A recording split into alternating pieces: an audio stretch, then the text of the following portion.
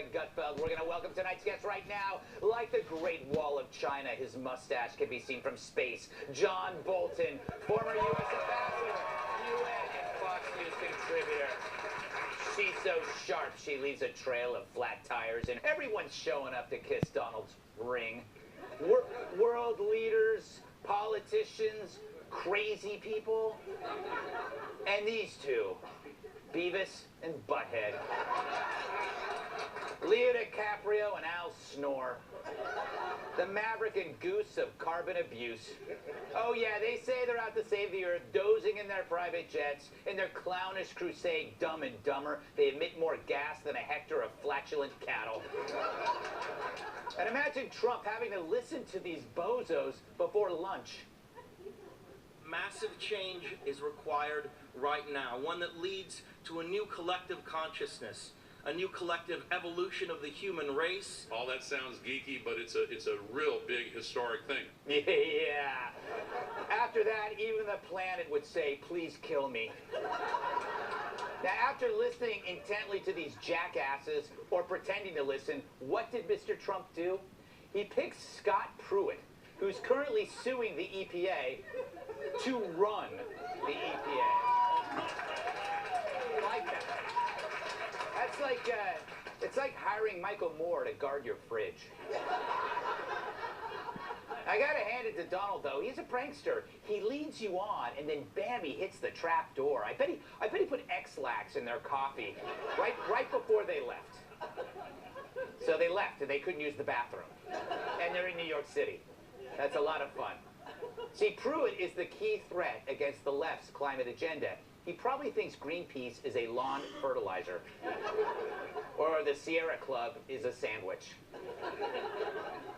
Leo's got to be crushed. Guess it's back to models and colonics. I guess whatever Gore said to Trump went over as well as his diet plan.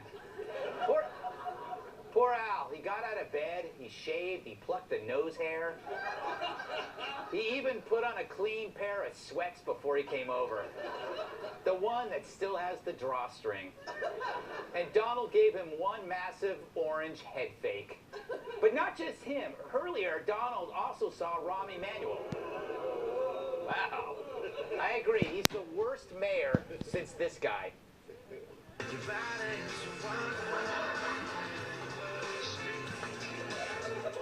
Pretty bad. Make no mistake, Rahm sucks. With 600 murders in Chicago, lead poisoning is now airborne. So how did this meeting with Donald go? I was clear about where I stood and other mayors stood on immigrants, that we welcome them because they are achieving and striving for the American dream. Mm-hmm. I wonder how Donald received him. Get off when I hear you.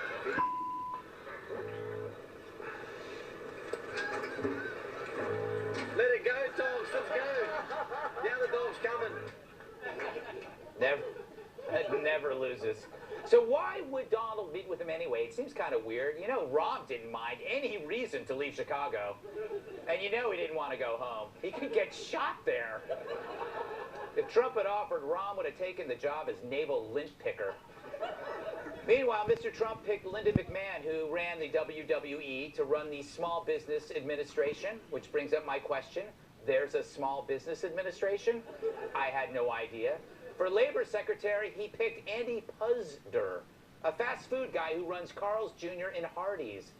They have curly fries. I know nothing about Puzder, but I do know curly fries. It's enough for me, America. So, let's look at Trump's picks so far. You got fast food, you got wrestling, you got a lot of generals. This is exactly what a teenage boy would do if he were elected president. All that's missing is a monster robot and a plucky assistant who looks like Kate Upton. And mind you, this is a very good thing.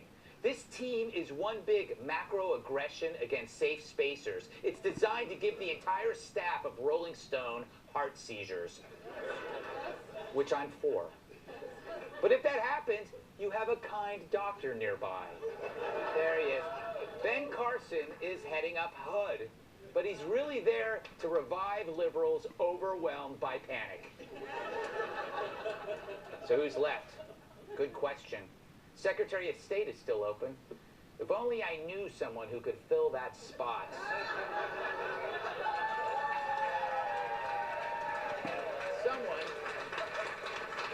Someone with the pedigree, the spine, the common sense, and the willingness to speak frank about our enemies. Too bad I'm busy.